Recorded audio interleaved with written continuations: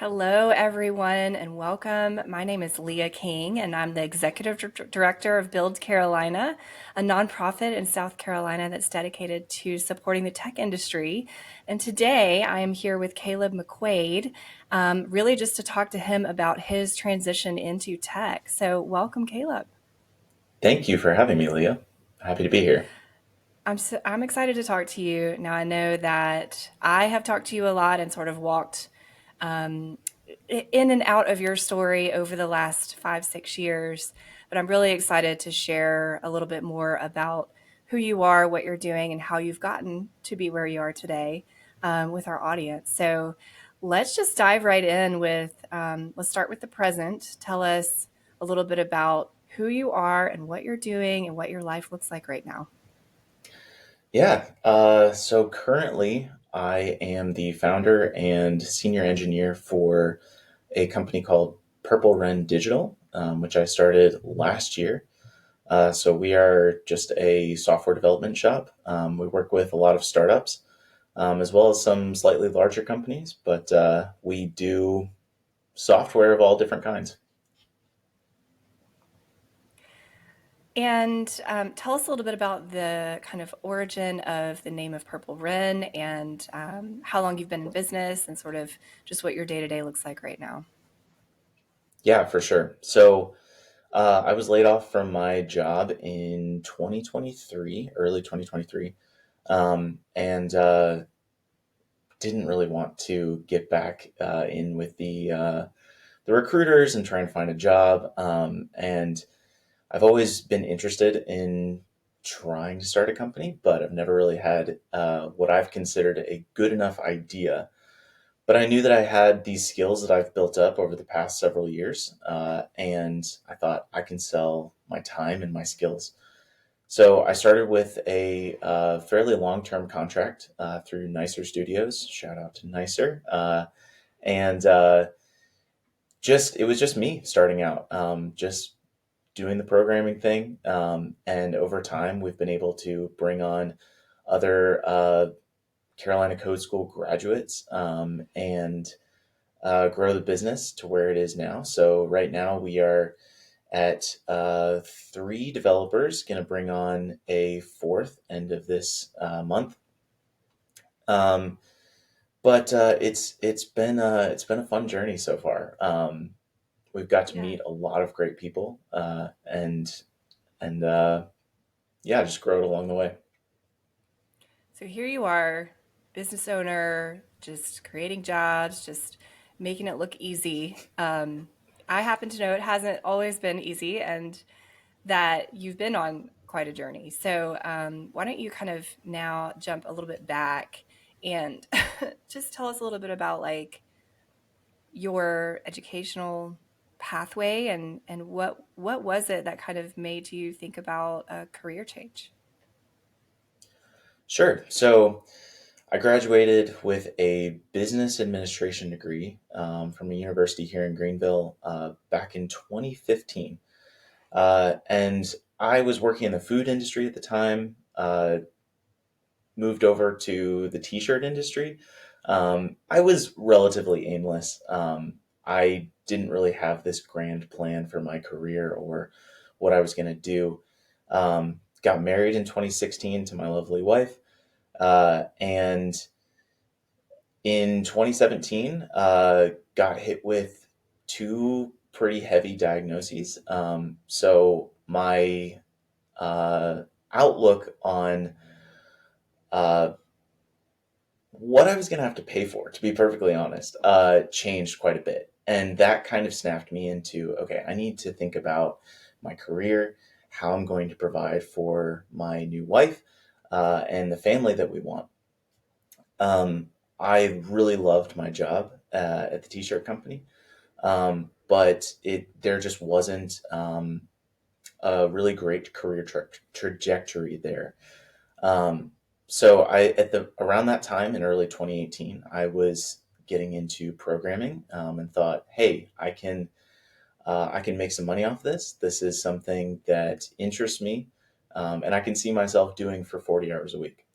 I would not have called it a passion at that point in time, but it was something that, as I said, I could stomach for 40 hours a week, if that makes sense. Um, so around that time, there was a pilot program called SC Codes, and it was a program that allowed uh, people who had no coding background whatsoever to be able to hop in, get a little bit of instruction, and follow some beginner course material, and get some mentorship along the way, completely free. So I thought, hey, this is a perfect opportunity for me to try this out, see if it was something that I would be interested in. So I did that in early 2018. Learned that, yes, this is something that I'm enjoying, but I struggled to do it on my own. I struggled to work 40 hours a week and then come home and also learn the skills that I needed.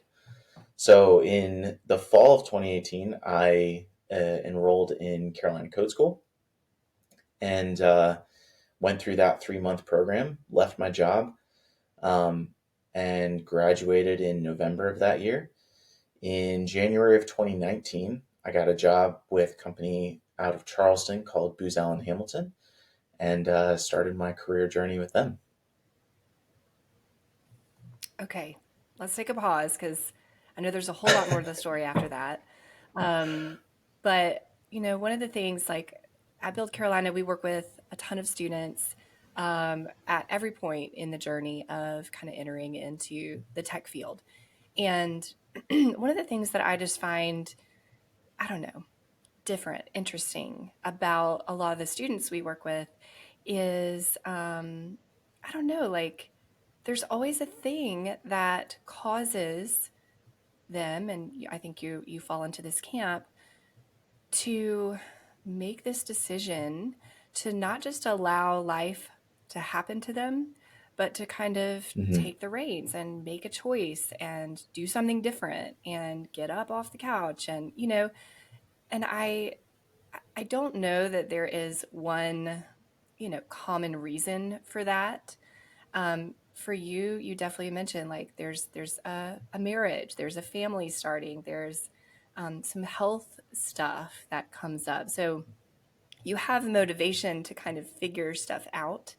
Um, when you think back to that time, like what, I don't know, what was that spark for you that caused you maybe to kind of leave behind any kind of mindset of woe is me, stuff's happening to me, and switch into this kind of more proactive mindset of I am in charge of my life and I am going to do something different. Yeah, that's a great question. To be perfectly honest, my wife and I were perfectly fine. We both worked at the t-shirt company, and we were fine financially working there, and that was no problem. My wife came to me and said, "Hey, I want to have kids."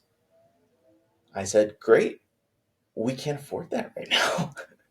um, and that really started the ball rolling into, okay, if I'm not going to do this, I still need to provide for my family.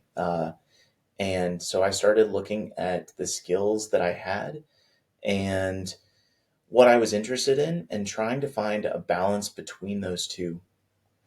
Um, and yeah, just trying to take a little bit more responsibility in my role in our partnership. I really love that. Um, so you jump in with kind of exploration. A lot of people start with Google. I'm sure you started there too. Here in South Carolina, we had and continue to have today a program that at the time was not under Build Carolina, but now is a program that we run, SC Codes, that was free, that allowed you to kind of explore the field.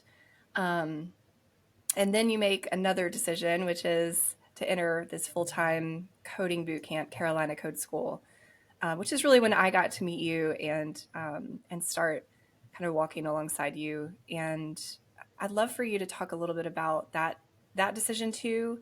Um, just, I mean, that's a financial risk and a you know difficult decision to make, especially if you guys were having these conversations at the time.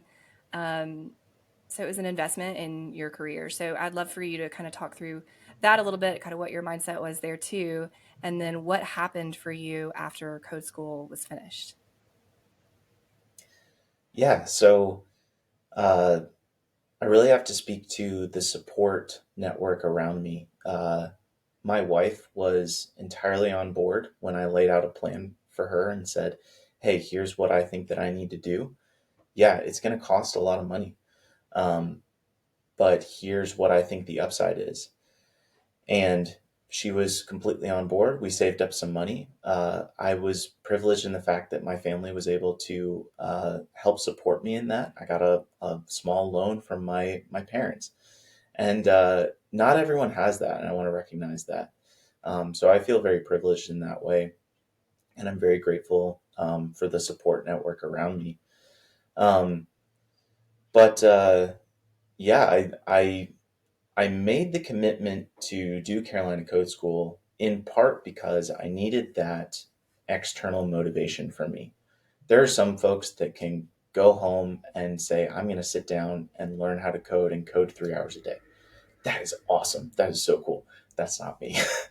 um, but so I went into the program with the thought and idea that this is the only option for me. I don't have anything else um, to fall back on. So I feel like that gave me some drive to be able to put in the effort, to put in the work. And then I also had people in my network, specifically Robert Gonzalez from Nicer Studios. He was very gracious to give me support and give me help as I was going through Carolina Code School. And I feel like finding those mentors in your network when you're doing something big like a career change like this uh, can be huge in whether or not you are successful or not. So That's, I graduated in November. Yeah, go ahead. I was just going to reiterate that. I think that's kind of one of those like unspoken. We don't talk about it a lot, and um, it's kind of one of those things that like doesn't. I don't think students really understand until they're in it, until they're at Carolina Code School, and they sort of experience for themselves this like level of mentorship and support and community that comes in, and the network that you build.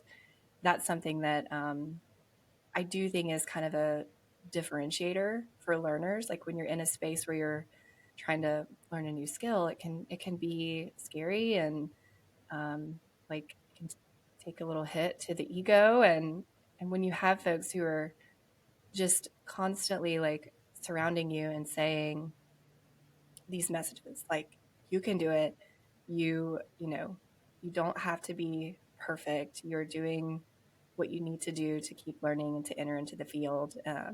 So I'm glad you brought that up just because there's a number of folks, I hope, who will be watching this at some point, but that we could point to and thank, probably in the hundreds at this point, of people who have volunteered their time, to just make sure that folks like you know, um, that this is something that you can do and that you can succeed in. Yeah, absolutely. And I feel like Build Carolina has really surrounded themselves with the people that you all have hired, as well as the mentors that you've brought onto your platform that are instrumental in a lot of ways in getting people through this really difficult and dense topic of learning how to get into the tech industry. Yeah. Well, Caleb, the next part of your story is one of my favorites. It always has been because you really didn't sit back for too long after you finished Carolina Code School. So, why don't you take us through what that looked like, the decisions you had to make, and then, yeah, take us through that. And then I have a follow up question after that. Sure. So, as I said, my first job was with Booz Allen Hamilton, and I am a Greenville native. So, I've lived in Greenville my entire life. But my wife and I said, we're willing to do whatever it takes. So, I got a job offer from Booz Allen, and I took it. So, we moved 3.5 hours down to Charleston, and that was an adventure. It was a lot of fun. I made a lot of great connections down in Charleston. Along the same lines, or at the same time, Build Carolina was interested in expanding the reach of programs like SC Codes. So I started the SC Codes chapter, if you'll call it, down in Charleston. And I was just out of code school, a junior of juniors, and I did not feel at all qualified to be teaching other people how to learn to code because I was just one step in front of them the entire time.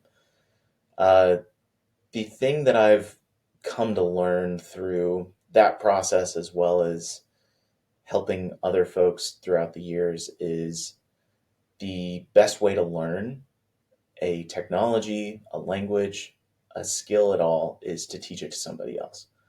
Because someone asks a great question and you have to say, I don't know, but let's figure it out. And you just have to know the topics and the technologies like the back of your hand if you're going to teach it to somebody else. So I went down to Charleston and sat in a class of yours. And like, let me reiterate for the audience. Caleb is, newly out of code school, hasn't probably even paid a bill yet, like super fresh, makes another investment by moving down, moving your family to Charleston, um, and still decides to volunteer. This is unpaid, like volunteer your time to go and do more scary things and teach adults at the library how to code. Like, that's crazy. And it really speaks to both, you just personally and you as an example of the type of folks who make these decisions to change careers, to do the thing. But I really, of course, agree with you that it's one of the best ways to continue learning is to then turn around and go teach. Um, so that was amazing. You were our first SE Codes mentor in Charleston, teaching downtown at the library. Um, so why don't you quickly kind of take us through what happened from there? So this is what, early 2019, first job, volunteering at the library. What happens next? Yeah, so I was at Booz Allen Hamilton for about a year. And as I said, I'm a Greenville native. My wife has been here for several years. And we have a lot of roots back in Greenville. And Charleston just didn't feel like home for us. And we weren't able to really get settled. So I decided to switch jobs in early 2020, which was a great decision. If you can't catch the sarcasm there, that was not a great decision. But I took a remote position with a company out of Florida, and we were able to move back to Greenville in March of 2020. 3 months later, the company decided, hey, we need to restructure, probably due to some external circumstances.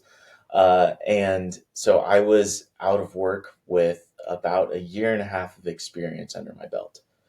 Um, but we were back in Greenville. We were, back in where we felt comfortable in our support network. And I got a job in September of 2020 with a company called Enoch Collective. And they've been partners with Build Carolina, and one of the owners actually came and talked to my class when I was in code school. And they're an agency, and I got to work for several cool companies while working for Enoch Collective. And I was able to learn under Chandler Roth, one of the owners, and he was another person in my story that really poured into me and gave me a lot of mentorship along the way.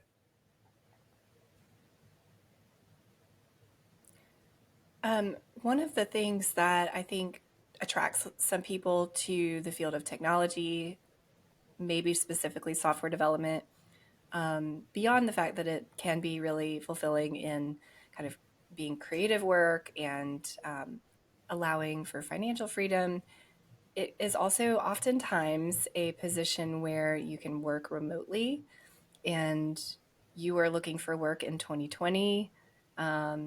Is that how is that transition? Working from home, either kind of hybrid or mostly from home. Has that been sort of a motivating factor for you, or what is that like for you? Yeah, this was the first company and field where I've had even the opportunity to work from home. Initially, I was a little apprehensive about it because, as I've stated before, like I like that external motivation of working with other people. People are going to see if, like, you take a nap at your desk, which I don't think I ever did that I know of. But it, that was a change for me that I had to find more of that internal motivation of, okay, even though no one's looking over my shoulder, I still have to get my work done. But it provided a lot of benefits as well. I was able to cut out my commute. I was able to do things around the house in my short free time, and it was ultimately very beneficial for my growth, as well as just my life outside of work. Yeah. So you let's close the dots here, back to today. So you get back to Greenville with some experience under your belt. You get a great new job. What happens next? Yeah, so I moved jobs once again in the summer of 2022, to a relatively late stage startup out of California, and I loved the job. It was great. I really enjoyed the people that I worked for. Again, working from home again, so that's an awesome perk. And the end of 2023, people in the tech industry start getting laid off in very large numbers. And there were rumblings of that in our company, but I was assured that no one's going to be laid off from the tech team. And we said, okay, great, sounds good.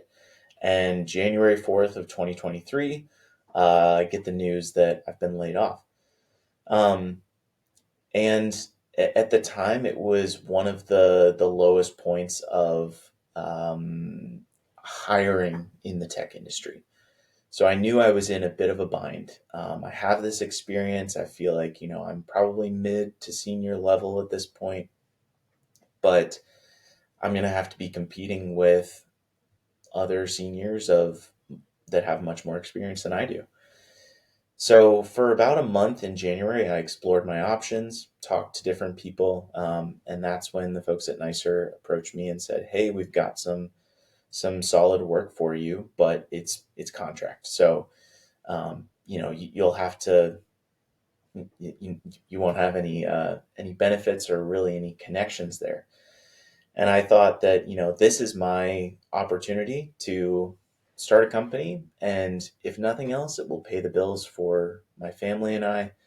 And on the plus side, maybe I grow this and it becomes a larger thing.